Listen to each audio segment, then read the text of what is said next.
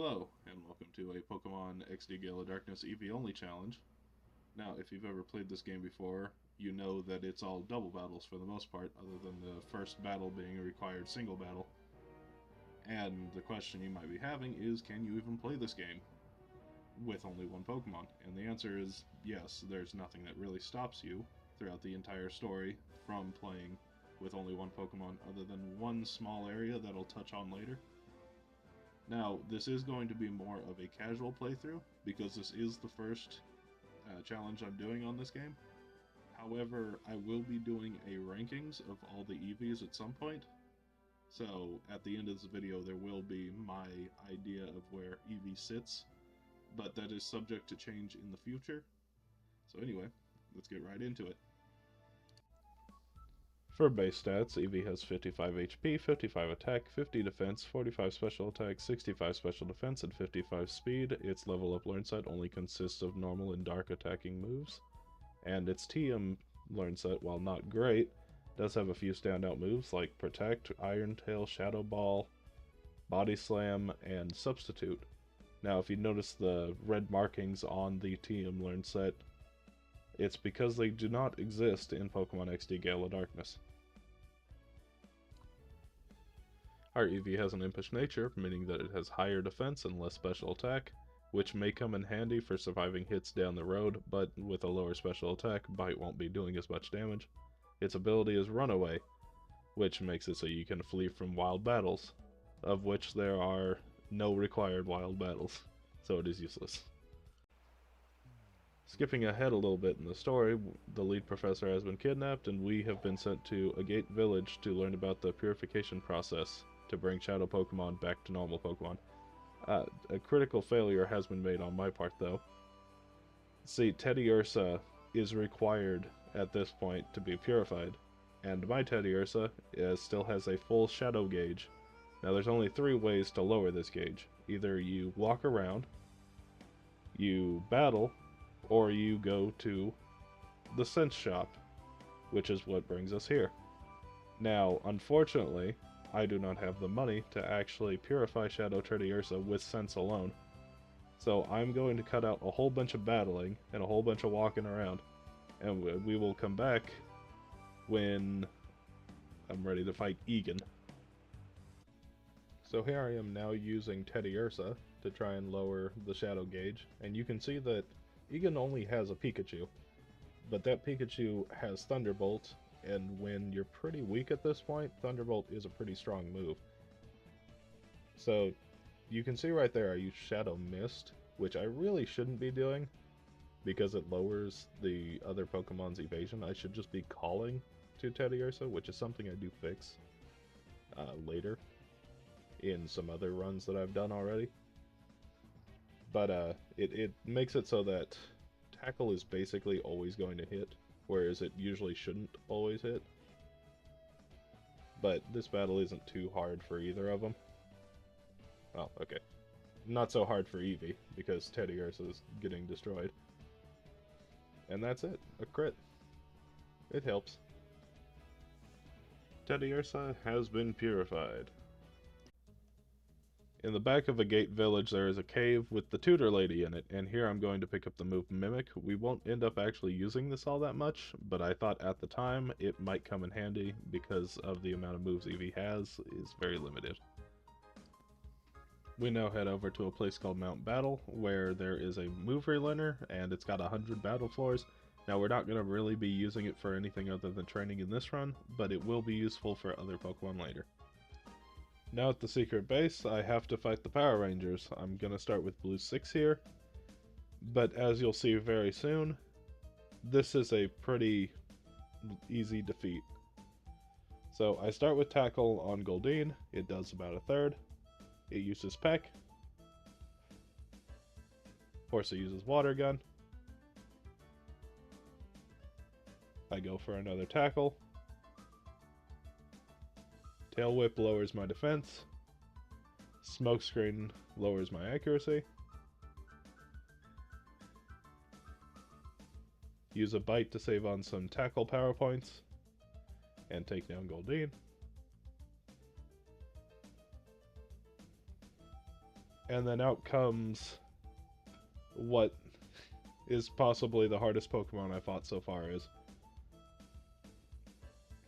Spheal is incredibly tanky, and at this point, really hard to hit, and it does a lot of damage with its super effective Shadow moves. Now it is going to just use Shadow Mist to lower my evasiveness, but I'm gonna miss again, take a bit of damage, and this Shadow Wave is going to do about 20 health. I try using Mimic to see if I can take a Shadow move, but unfortunately I can't, and this run is all but over. So I'm going to go train at Mount Battle for a bit, and I'll come back whenever I have a few more levels. After doing a bit of leveling, I'm now up to level 21, and I go after Brown 6, who has a Hoothoot and a Baltoy. Now the thing is after doing a couple of these Eevee runs now, I know that Brown 6 is by far the easiest one to fight, especially with the Eevees, because they have access to Bite, meaning that they can do super effective damage against Baltoy. The crit is lucky, but it wouldn't have mattered. And in 2 hits, I will take down the Hoothoot. Now, I am a little high level for this area, but you'll see that it's not super easy even still. We now move on to Red 6, who has a Slugma and a Houndour.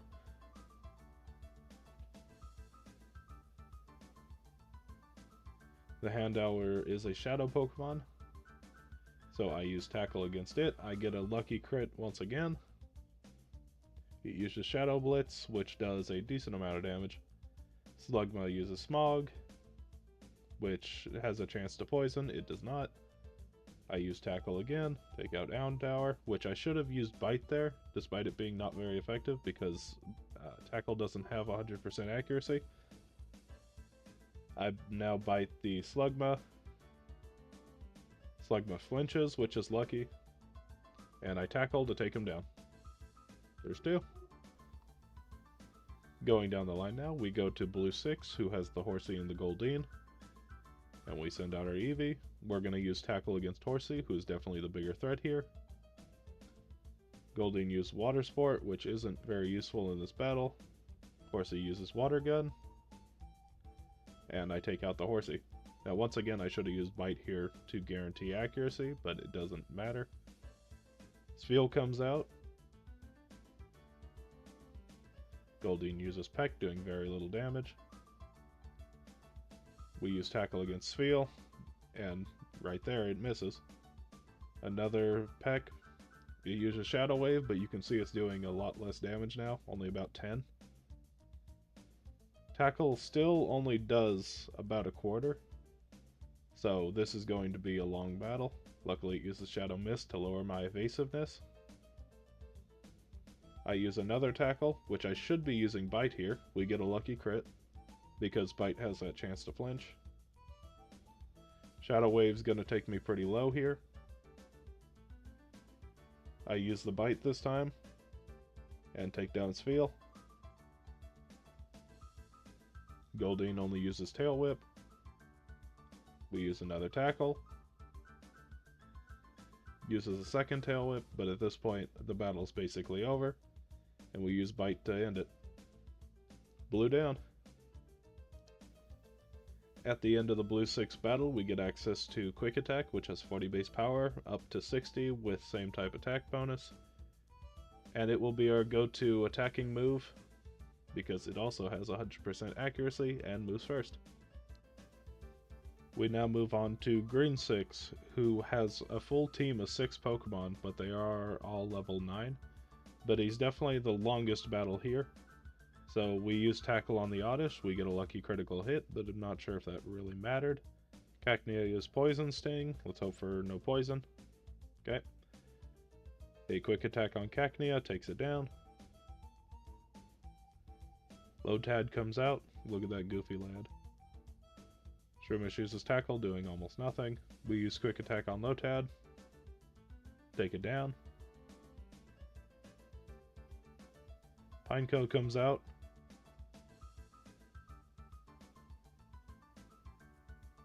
We use Bite on Pineco.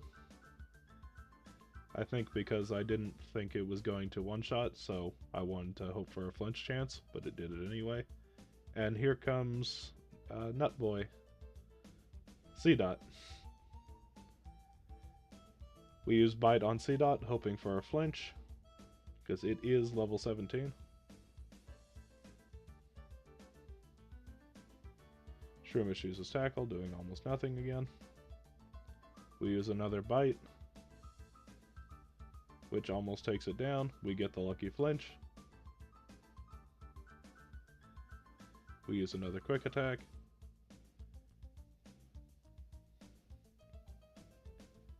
And at this point, all we have to do is take down Shroomish and it'll be over. No effects more. And there's number 4 down.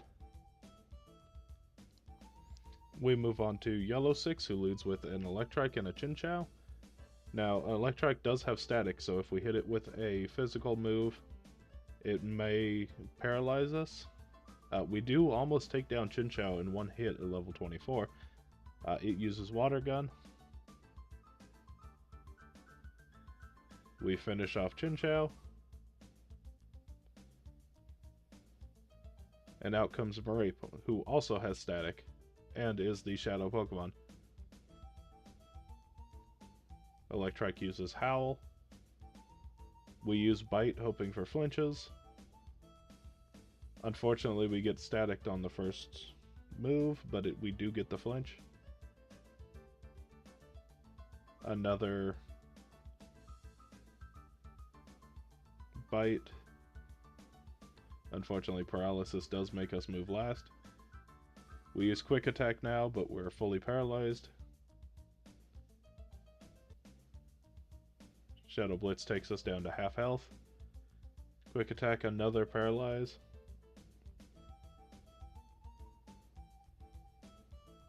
A crit, very unfortunate. We use Quick Attack, and it takes down Mareep. This is down to the wire now. A lucky miss on Tackle. Unfortunately, we're paralyzed, so we can't actually use that. We Quick Attack now, and it takes down Electrike. Definitely the closest battle so far. We now move on to Purple 6, who leads with a Coughing and a Grimer. We use Bite on Coughing because of its lower special defense stat. We do get a crit, which might have been important. Out comes Tentacle. We use Quick Attack on Tentacle, take it down in one hit. Out comes Gulpin, the Shadow Pokemon. Grimer uses Poison Gas, which is a guaranteed poison. But we had a berry that we got in a gate village, so we got rid of that poison. Gulpin uses Shadow Hold, meaning that we can't switch or leave the battle, which we couldn't do anyway. A second Poison Gas comes out. Quick Attack almost takes out the Gulpin. Shadow Blitz doesn't really do that much damage. Disable misses. Gulpin goes down. And now it's just the Grimer left. Disable misses again, but we got hit by poison. Grimer's not a one-shot. And the battle's over. That's all the Power Rangers done. Now we can go inside the building. After infiltrating the building and actually defeating most of the people in here, we now come to the man who's actually guarding the professor, Naps. He leads with a Murkrow and a Rhyhorn, so we are going to first sand attack the Murkrow, because we plan to keep it alive for as long as possible. It goes for Pursuit, actually hits through it. Rhyhorn uses Horn Attack, which doesn't do that much damage. We use Bite on Rhyhorn. It doesn't quite take it out. Murkrow gets another Pursuit. We do get the flinch. Another Bite. Takes down the Rhyhorn. Out comes Slack Off. Murkrow does miss. Slackoth doesn't go down. Murkrow hits another pursuit. Slackoth uses Scratch. Another bite takes down Slackoth. And out comes Beldum. Now Beldum only knows Takedown, so it will be doing damage to itself every time it attacks. We use Bite. It doesn't do that much damage. We use Bite again. And now it's just Eevee versus Murkrow. We use Quick Attack. Not quite a one-shot. Murkrow misses. And we beat Naps. Now we move on to the boss of the area, Lavrina, who leads with a Love Disc and a Beautifly. Now, despite this, I will say Lavrina, after doing a few of these EVs, different evolution challenges, is actually quite a difficult boss. But you'll see why in a moment. So, we take down Beautifly. And then out comes, quite possibly, the most dangerous Pokemon, Roselia. Now, what makes Roselia so difficult? Well, it's semi-tanky, and we kind of rely on Flinch Luck in order to get past it, because if it sets up Leech Seed, which it does here, you're almost doomed, because it will heal off just about all the damage that you can do. So here, I go for Mimic to learn Leech Seed to try and counter the Leech Seed damage that I'm taking. But the damage has already been done, and there's nothing I can do to actually live this one. And we're not even to the final Pokemon yet. So. And it's over. So this is now the 5th attempt, and this is actually the one that I end up winning. So let's see how I do that. So out comes Eevee. I use Quick Attack on Love Disc, because I think at this point I'm just clicking to try and get past this first phase first. Because neither of these Pokemon are actually really that much of a threat. It's not until you get to Roselia that it's actually dangerous. So down goes Love Disc. Beautiful, I use Gust.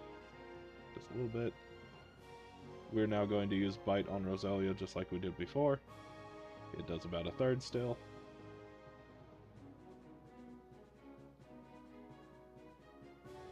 We get the flinch, we go for Quick Attack, and we take down Roselia. That's the biggest obstacle down. So out comes Delcatty, the 4th Pokemon.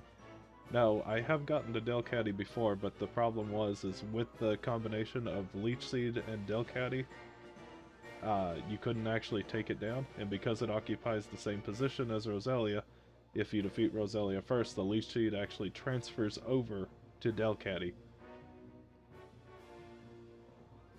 So we use another Bite, we get a lucky flinch. One more Quick Attack, we take it down. And now it's just the Beautifly, which at this point can't really do anything.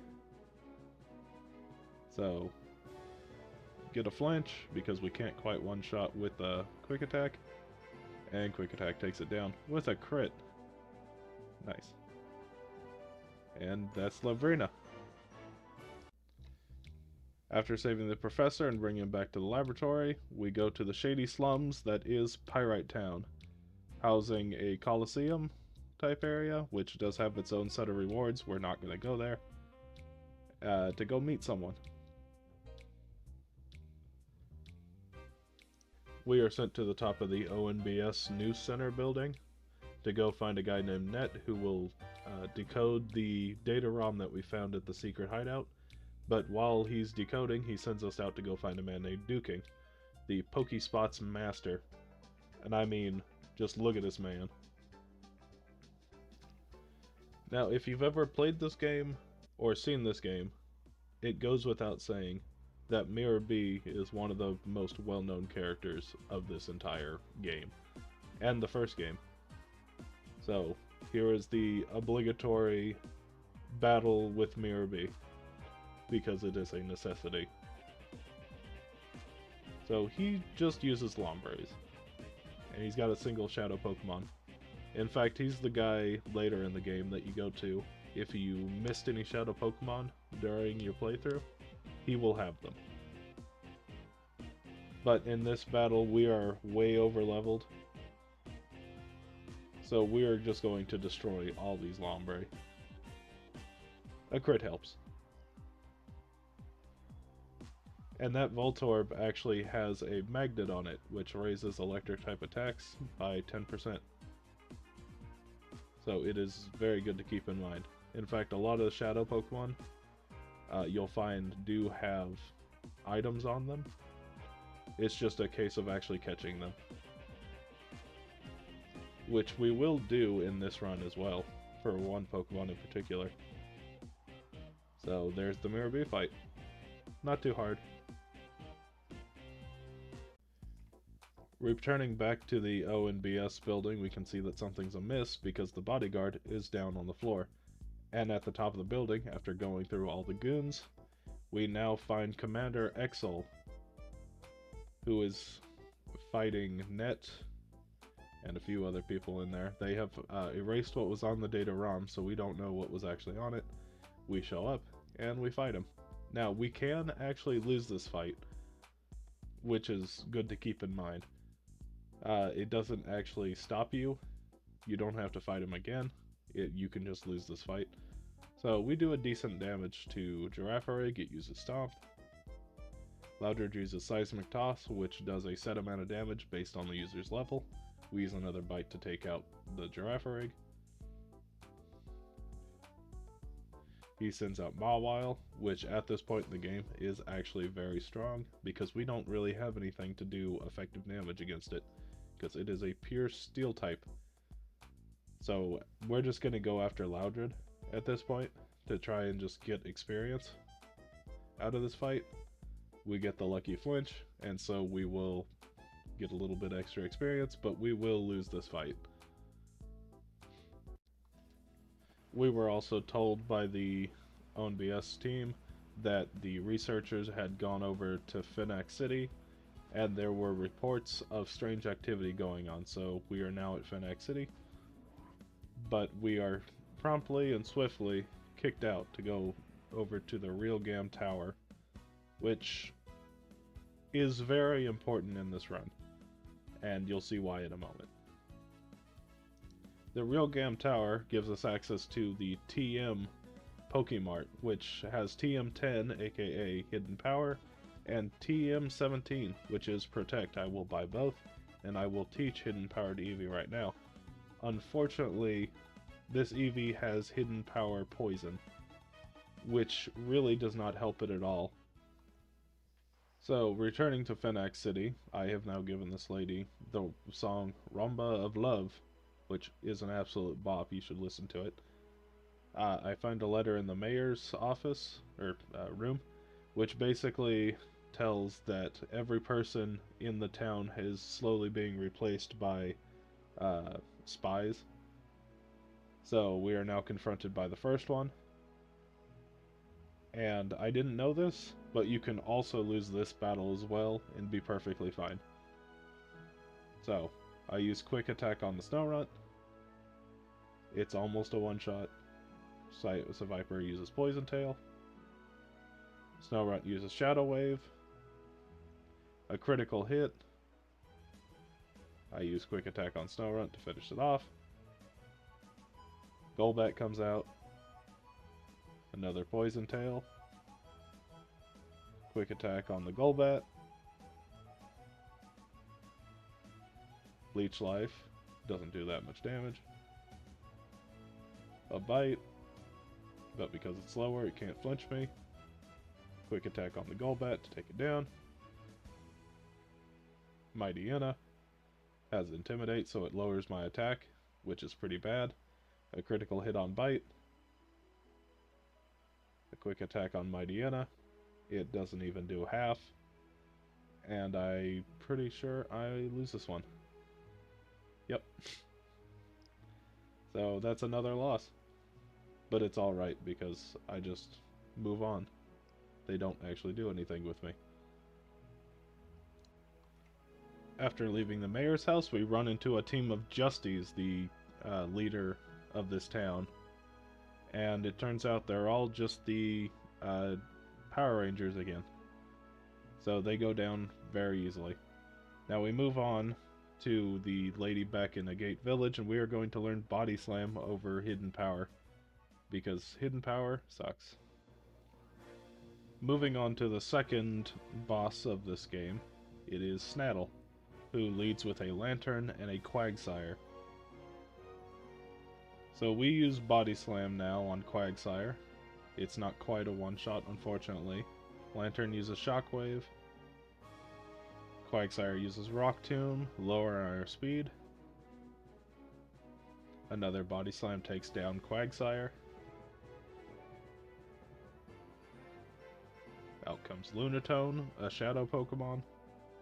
On its first turn, it always sets up Shadow Sky, which is a move like Sandstorm or Hail, which does chip damage over time.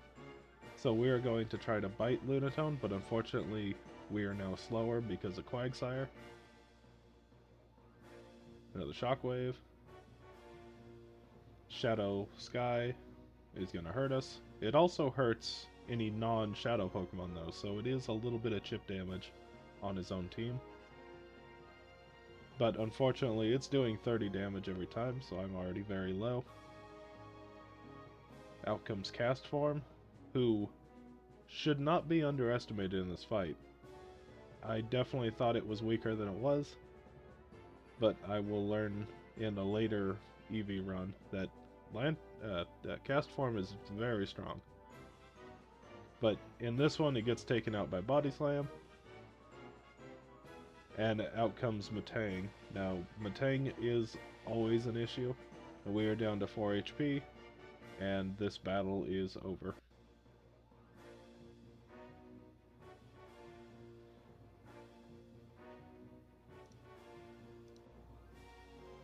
So we now move back to the move learner to see if we can get Substitute on here. We get rid of Quick Attack.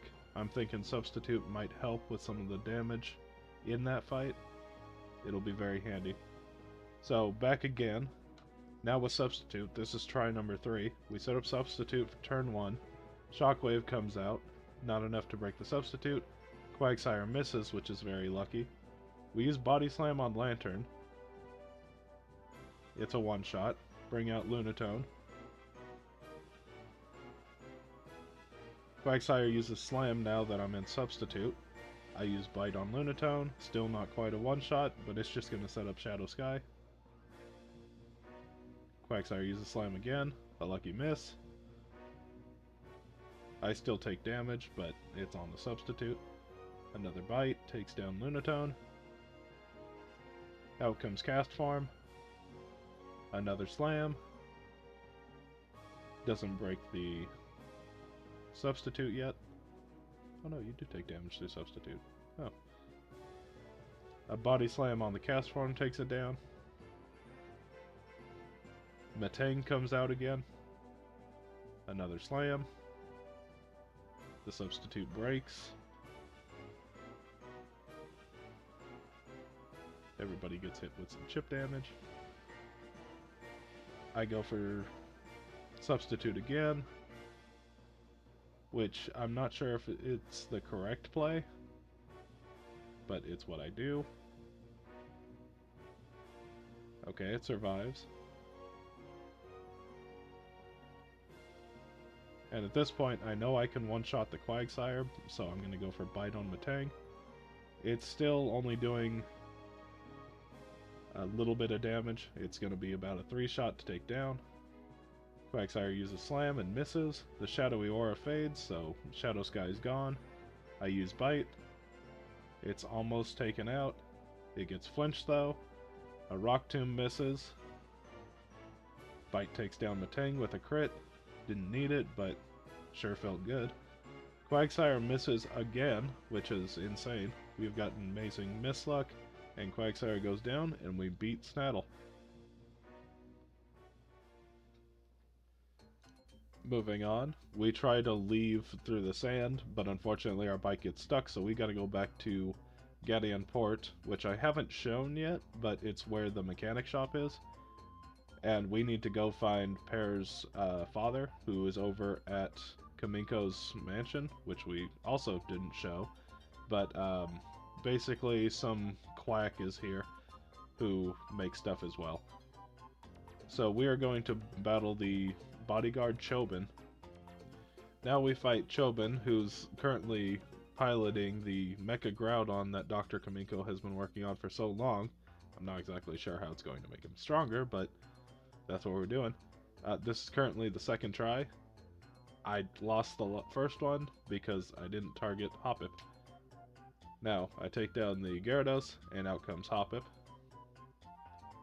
This thing has Leech Seed and Sleep Powder, and Cotton Spore, so you can probably guess how I lost last time. But it is a one-shot if I actually decide to attack it. Out comes Tropius. Sunflora just uses Razor Leaf, which doesn't do that much damage. Body Slam takes out Sunflora in one hit. And now it's just Tropius left. Tropius also uses Razor Leaf, which does quite a bit. It got a critical hit. Body Slam takes it down to yellow. It gets paralyzed. Uses another Razor Leaf. Doesn't get a crit this time. And one more Body Slam.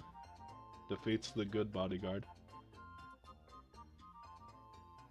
And we have just decommissioned the Robo Groudon.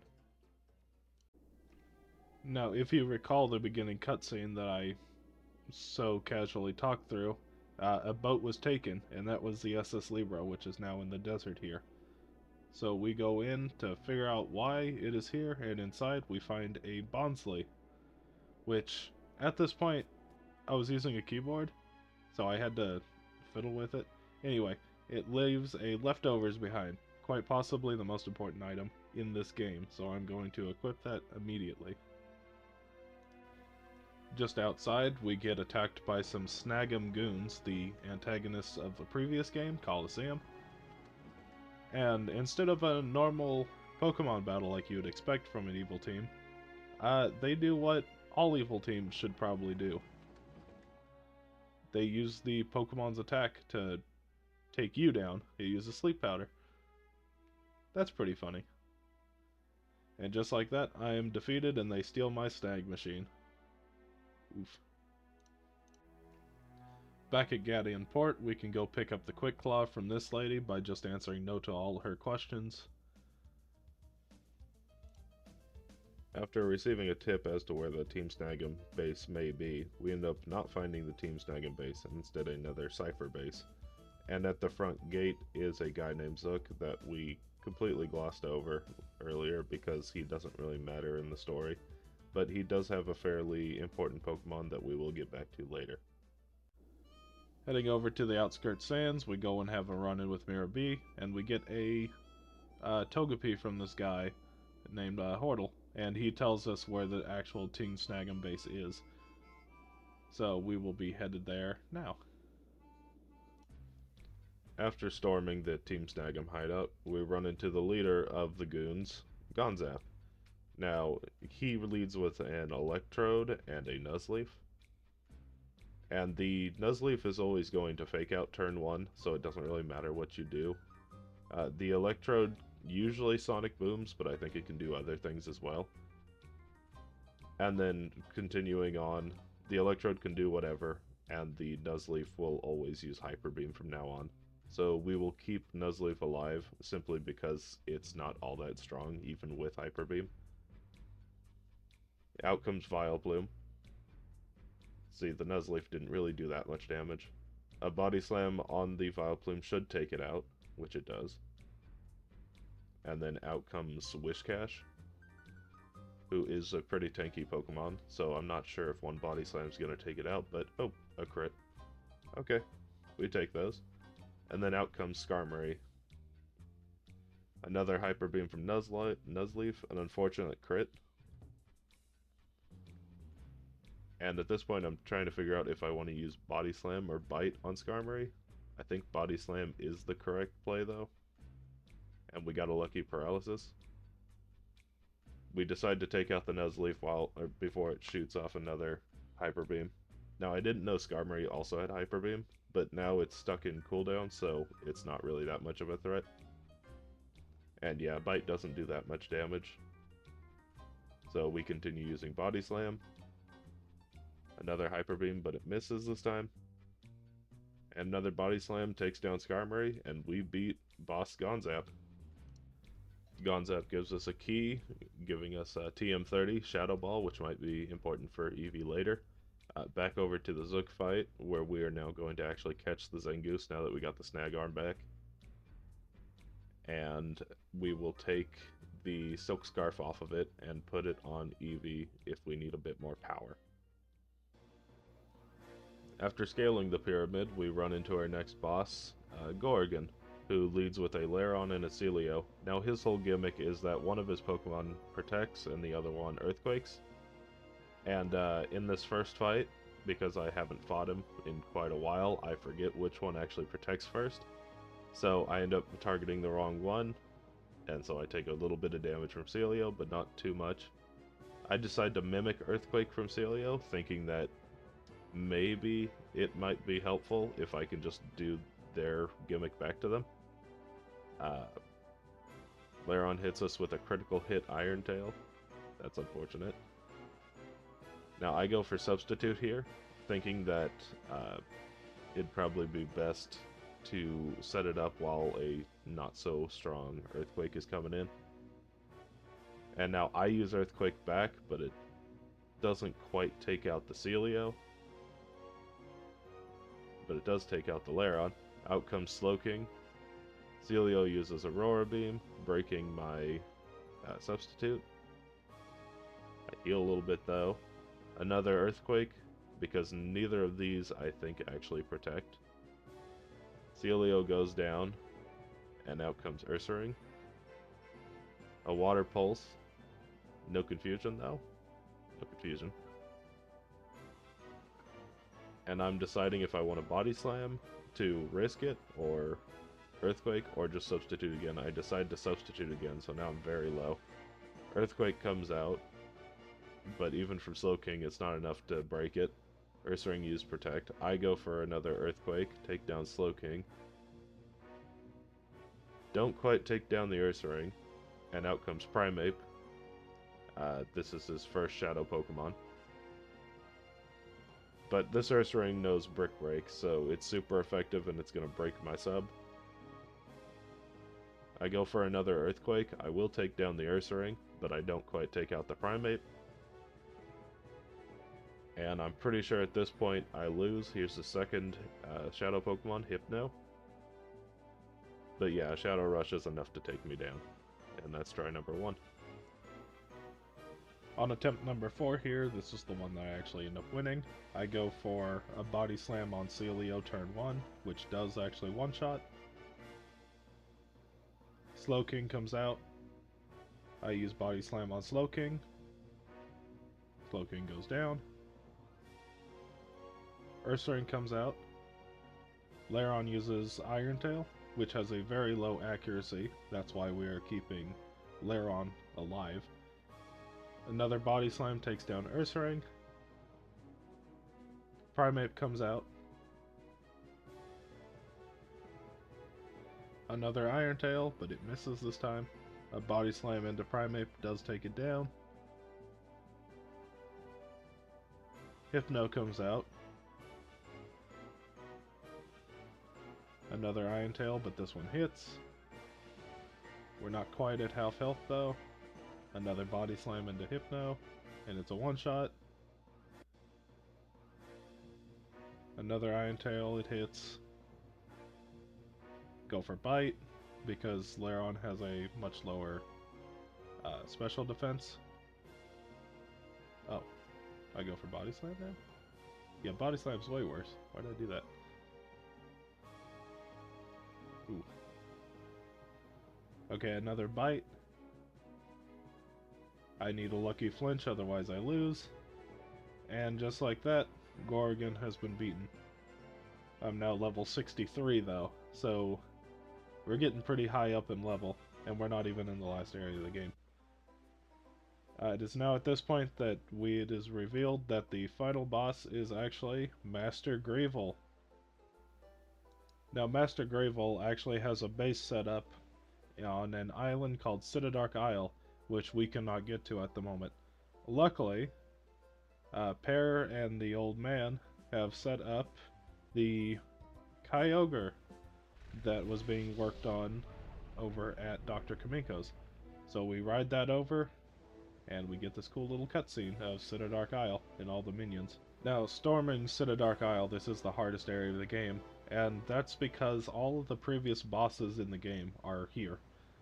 The first one you run into is Lavrina with an updated team that's way stronger and way more annoying. So, we use Body Slam on Gardevoir because Gardevoir is a very strong special attacker. Out comes Roselia, and here's where the mistakes start to happen. So, Eevee is a male and gets hit with a track by the female Gorbis. And Roselia is going to use Leech Seed on Eevee. So now I'm on a ticking clock, and I don't get to act as often because Gorbis, I'm attracted to Gorbis. So I use Body Slam trying to get through, but I cannot. Magical Leaf doesn't do that much damage, but it doesn't matter. Really strong Water Pulse takes me down very low. Leech Seed doesn't help. Body Slam gets through, and we one-shot the Gorbis. Unfortunately, we just don't have the health anymore. Farfetch'd is a Shadow Pokemon, and it has a move that confuses you. So if the Attract or the Leech Seed didn't get you, you could be confused as well. I don't think we are in this fight, but it is a thing that can happen. Farfetch'd goes down. We level up to level 65. Out comes Altaria, also a Shadow Pokemon. This one just hits hard. And Magical Leaf takes me down. So that's Lavrina first try. Now, it doesn't really seem like it should take that many attempts to get through her, but this is now attempt number 6. So, first off, you need to kill the Gorbis. It's just a necessity. It's too strong to be left alone. Which means that you need to take the Psychics from Gardevoir without a special defense drop. Next, you need to take down Roselia, because Roselia will set up Leech Seed, and after Leech Seed's set up, it's really hard to get through. Farfetch'd is the next Pokemon that you can possibly leave alive. However, the chance of actually losing to Confusion is pretty high. But on this one, it actually doesn't happen, so it doesn't matter too much. So now I'm left with the 2 Shadow Pokemon. Shadow Panic, that's the one. I use Body Slam on Farfetch'd to get rid of it. And now it's just Altaria left. It uses Shadow Mist to lower my evasiveness, which is fine. I use Body Slam, almost takes it down.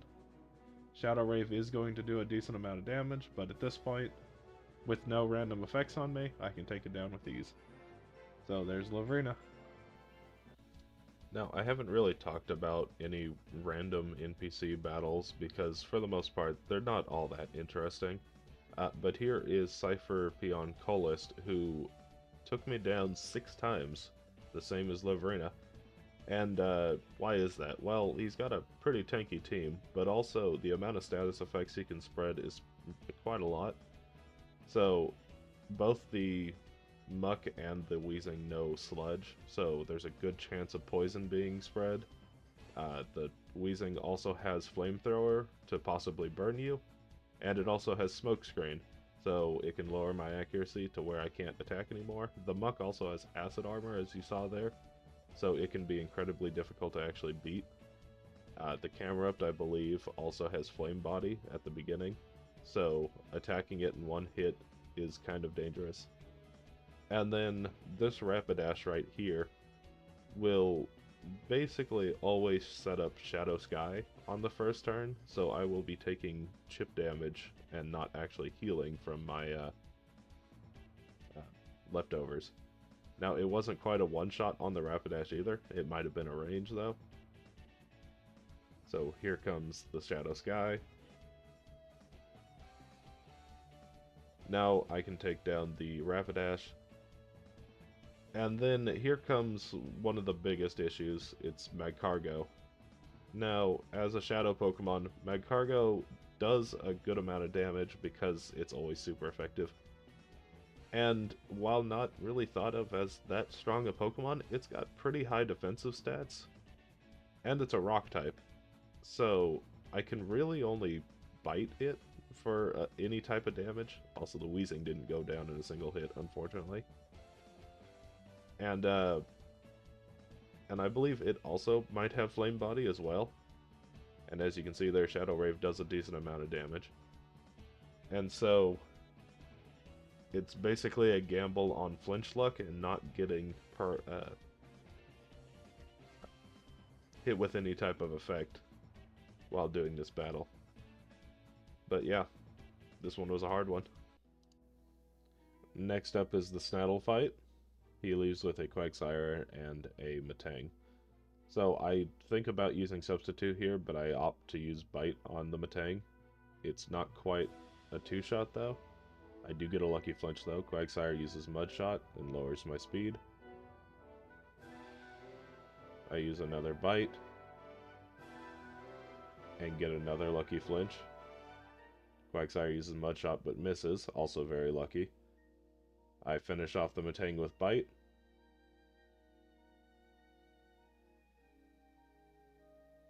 And out comes Scizor.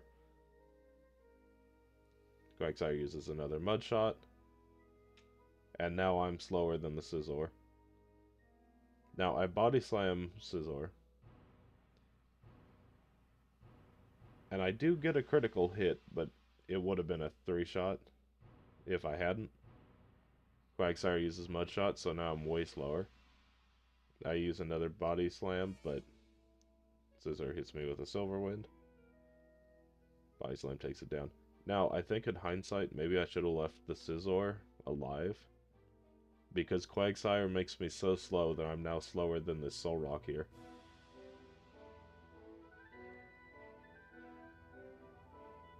I go for Bite into Solrock because it's super effective.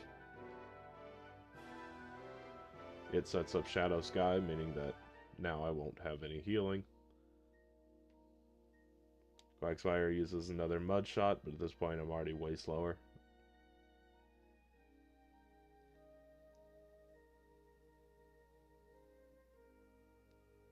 I go for Bite. Shadow Rave hits, nearly takes me down, and Quagsire takes me out with Pick Break. And that's try number 1. Now, on attempt number 6 against Snaddle, because this took quite a few tries, I have leveled up a little bit. I go for Substitute immediately. Metang uses Psychic. And Quagsire uses Mud Shot, but because I'm behind the Substitute, I don't lower my speed at all. I use Body Slam to take out the Quagsire, but it doesn't quite take it out. Unfortunately, it is a range. I did not know that. Quagsire uses Brick Break, doing a good bit of damage. And at this point, I'm left with a choice of whether or not I want to destroy Quagsire or Metang. I opt to take out Quagsire. Out comes Scizor. Metang uses Psychic again. We're just hoping to not get a special defense drop though. Go for Bite on Scizor, which I think was a mess up. Steel Wing comes out. Psychic comes out. A little bit of leftovers. Body Slam. Doesn't take out Scizor. Goes for Steel Wing. And now I'm getting fairly low on health here. I'm down to 37.49. Body Slam is going to take out the Scizor now. Out comes Solrock.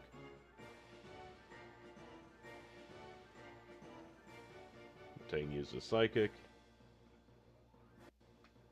42 health left. I go for Bite on the Soul Rock, because it is super effective, but it's not going to take it down. Now it's just going to use Shadow Sky, but it flinches. Another Psychic, no special defense drop. Another Bite takes down the Soul Rock. Out comes Cast Form, who is a one-shot with Body Slam. And it's down to the wire here. But now it's just me and Matang. And hoping that I don't get a special defense drop. Oh, I forgot about the Starmie again. Wait, how do I win this? No, actually, how do I win this? I don't remember this fight. Do I one-shot with... Oh, I got a crit. I got a crit. That explains it. And Psychic takes me down to 2. Okay. That makes a lot more sense. Now I just need some flinch luck. And after leveling up a bit, I do take it down to 2 shots. I do not, never mind, I just got a high roll. Metal Claw doesn't take me out, because he ran out of Psychic PP, he had to use Metal Claw. And I take down Matang. Now here is Ardos. Now, Ardos is one of the hardest fights in the entire game. And that's just because his Pokemon are very, very strong. Now, he starts out with a Swellow who uses Shadow Sky, but it can also use a move called Shadow Half, which halves the HP of every Pokemon on the field. So it is super strong and super annoying. He also has an Alakazam, which will just spam Psychic, so it's super strong as well. So I take down the Alakazam next. And the Kingdra is very annoying, because it will basically only use Hydro Pump, so I'm just looking for misses on Hydro Pump. It is 80% accurate, so you will get them from time to time, and that is kind of what this fight hinges on a lot of the time. Because I have to take down Heracross, it's a fighting type. Now out comes Electabuzz, who is a Shadow Pokemon, does a ton of damage, and also has the static ability, so he will paralyze me if I hit him with a contact move occasionally. But I do need to take it down. So I use Body Slam and Static. But I'm down to the last 2 Pokemon, so it's not like it's the end of the world. Oh, Snorlax is a Shadow Pokemon. I get hit with a Hydro Pump, so I'm fairly low. I get chipped down.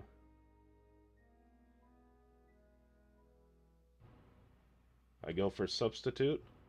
Hydro Pump hits, though, and I'm slower than Kingdra. Now that the paralysis is there, and Shadow End takes me down. 7 attempts later and 2 levels higher, I use Body Slam on Alakazam to take it down. Swellow is just going to use Shadow Sky like it has been. So I won't be healing anymore, but it will be taking chip off of all the other Pokemon on his side. I now Body Slam the Swellow so it can't half my health. Otherwise, I will have to reset immediately. Heracross comes out, hoping for a miss. Don't get it. And does a fair amount of damage. The Fruity Pebbles rain from the sky.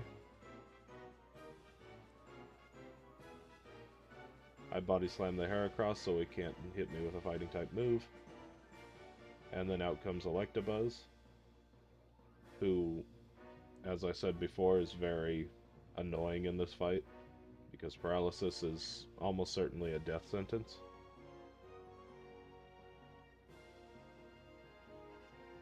I use Body Slam to take it down though, and I don't get hit with it this time. And then out comes Snorlax.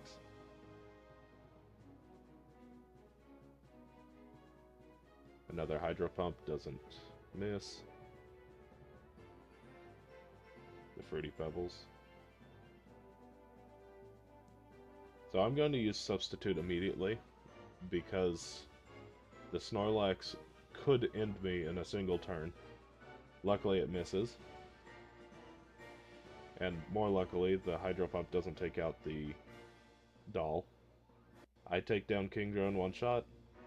Another Shadow End miss. It is only 50% accurate. Body Slam takes it down fairly low. Shadow Wind comes out, breaks the substitute. But at this point, another Body Slam should take it down. Oh, and it has leftovers. I never mentioned, but the Snorlax does have leftovers. Anyway, now in terms of losses, this is the third hardest fight in the game, which coincides with the fact that this is the third to last boss of the game. It's Gorgon, once again, who uses the Earthquake strategy. And what exactly makes him so difficult? Well, as you saw there, I body slammed into the wrong one, which is unfortunate, but this aggron is the main reason that it's so difficult. So I use Body Slam into Slowking because now it's going to set up the Earthquake. Take it down in one shot, and out comes Walrein. Now there is no way for me to one-shot it without a crit. So it gets to use a free attack, in this case Ice Beam, which does have a chance to freeze. And the reason this battle is so hard is because we have to rely on Aggron not hitting 70% accurate Iron Tails, and also not lowering our defense. In this first attempt, immediately I get hit with the defense drop off the hit. We take down Walrein, out comes Poliwrath, his first Shadow Pokemon. And we're going to use Body Slam into it, and it's not quite a one-shot either. It uses Shadow Sky, so now I can't heal at all. Aggron hits another Iron Tail, doing way more damage, and getting a second defense drop. So now I'm down to 50 health, or 62. Body Slam does take out the Poliwrath, and then out comes Mr. Mime, who is also a Shadow Pokemon. Another Iron Tail, but this one actually misses. Another round of Fruity Pebbles. Body Slam does take down Mr. Mime in one hit, luckily, but unfortunately, Iron Tail is going to take me down.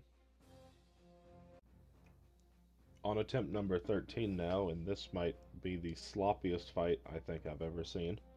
I go for Bite on Slowking because I want to keep it alive, because its Earthquakes do very little damage compared to any other Pokemons. So now I take out the Ursaring with the Body Slam. I get a lucky crit. I don't think it was necessary though. Aggron comes out again.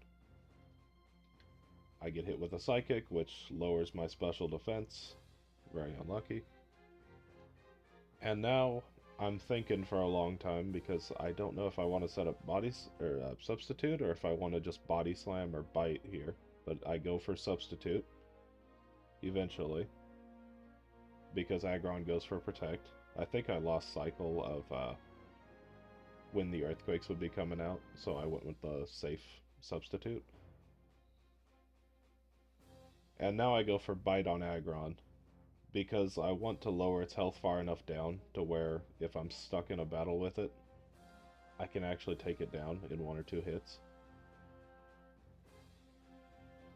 Now, I do go for Substitute again. I'm not sure if this was actually useful because I lost about 50 points of HP, whereas in this Earthquake I would have only lost 20. And I don't think it really helped me that much. Anyway, I use Bite on Aggron. It flinches. A Psychic comes out, takes out my Substitute again. I heal a little bit. I now take down the Slowking because Aggron was going to use Protect that round. And once again, out comes Walrein, who I can't take down with any of my moves in a single hit. Unless I get a lucky critical hit with Double Edge. Now, I could have just used Body Slam, but I think Double Edge was a range to take down, maybe. And then out comes Poliwrath. Iron Tail does hit, but no defense drop. I go for Body Slam again on Poliwhirl, and I get another lucky critical hit, which is very fortunate because both those Pokemon I could not take down in a single hit. And then out comes Mr. Mime again. Aggron misses an Iron Tail. Body Slam should one-shot Mr. Mime. It does. Iron Tail misses again. but I still have to hit it twice. So as long as I don't get a crit, or it doesn't get a crit on me, I should be fine. 27 health is good enough. And we take down the Aggron with a final bite. And there's Gorgon.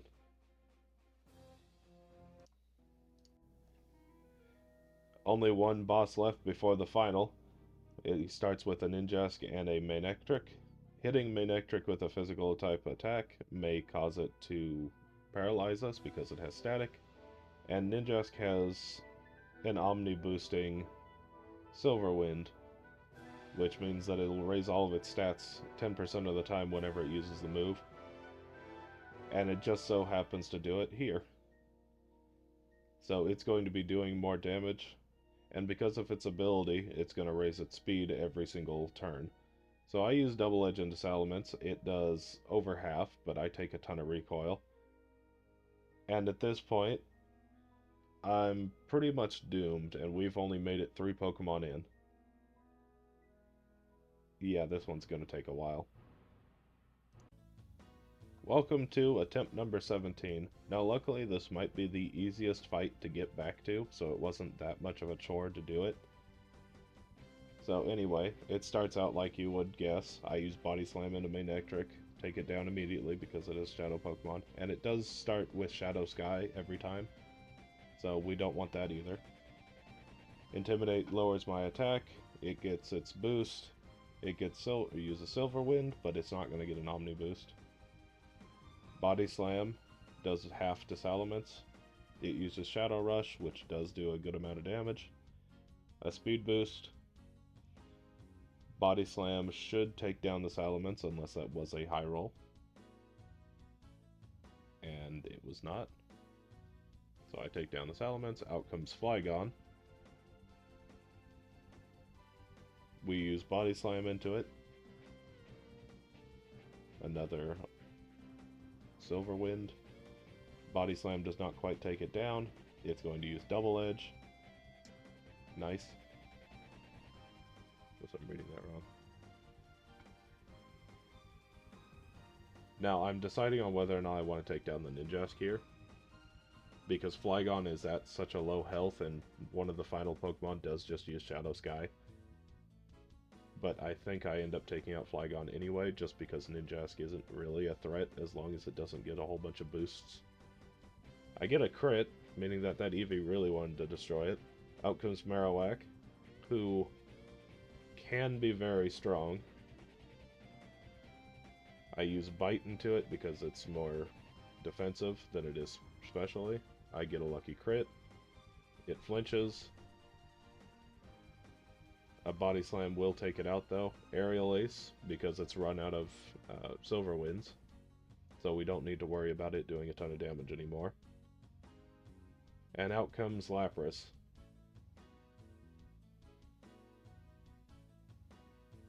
I'm going to use Body Slam on it. Ninjask is going to start spamming Protect. Shadow Sky comes out. But Lapras is a 2-shot.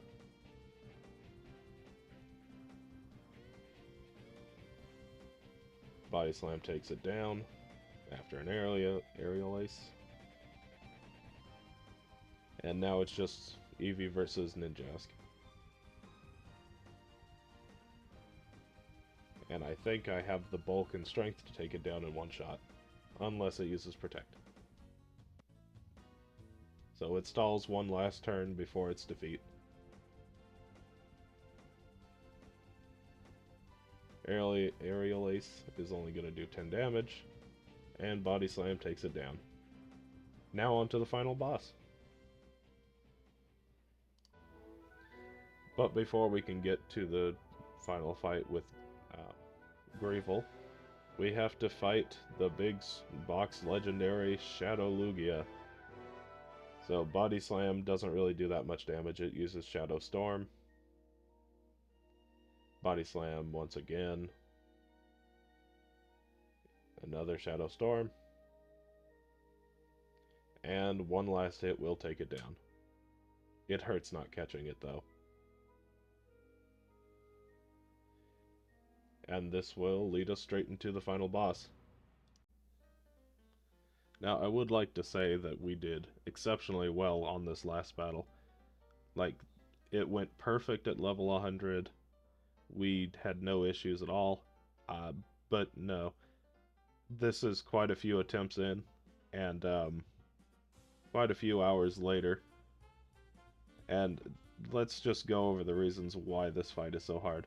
Other than the fact that he's got a ton of legendaries, the Rhydon definitely walls us. We have to take it down in 2 hits. Um, and all the Pokemon are Shadow Pokemon. Some of them have Shadow End, specifically this Executor and the Rhydon, so we can take a lot of damage very quickly. And as you can see right now, I'm not healing health, just because I think this one might be a Quick Claw attempt, just to try and get the jump on a few Pokemon I'm slower than. I don't think it ended up helping, though. Anyway, so now that the Rhydon is at half health, I go for the kill on it. And out comes Articuno. Tauros is going to use Shadow Sky this turn, which it always goes for Shadow Sky first. I can take out the Articuno in a double edge. And then out comes Zapdos, who is arguably the scariest, other than the Rhydon. A Shadow Hold doesn't do anything to me, but now I'm dangerously low to the point where I think any attack could take me down. I go for Body Slam on Tauros, but because of that Intimidate, I can't take it down. Luckily I get a Paralyze, but Shadow Bolt is more than enough to defeat me. Also not very important, but there's a guy at the end here. I never noticed him before. Now, I did mess up a little bit here. I forgot the Moltres, but you know how that goes. Just a double edge takes it down. Anyway, this is the final battle, and we'll see how it goes. So I take down the Rhydon immediately because leaving it alive till the end is very scary because it gets a couple of attempts to take you down right at the end. Instead, I leave Executor alive because it does less damage overall. And because of the White Herb I now have equipped, I get rid of the Intimidate, so I can now one-shot Tauros without an issue. Out comes Articuno again. A Shadow End misses. We are relying on misses completely. A critical hit, but I don't think it mattered. Out comes Zapdos. Another Shadow End. Dangerously low here, but I hang on by a thread. Another Body Slam takes down Zapdos. And just like that, that's all I needed. A miss, and there goes Executor. I would like to thank you for watching this video. I had a pretty good time doing it. Now, this did take over 20 hours to complete. Now, this wasn't, as I said at the beginning, very competitive, but, you know, I just wanted to give it a try, and this is more of a fun video for me. Now, I would like to give a shout out to TrevCL. I'm not the first person to do an Eevee only challenge in Pokemon XD Gale of Darkness. He has done it first. If you want to, go watch his. But, yeah, thanks for watching the video. If you liked it, like. If you didn't, I don't know. The dislikes don't work. Subscribe, maybe. Leave a comment. Now, I have already, as I said, done a few of these, so the other 3 evolutions are already done at the time of me recording this. So don't expect me to have the same terrible time as the Eevee video has of 20 hours, but look forward to those. I'll be uploading them when I get around to actually editing them. So, thanks for watching. Just right quick, I was going through the video, and I realized I said I'd put it on a list of some kind. D tier. Yeah, it's not good.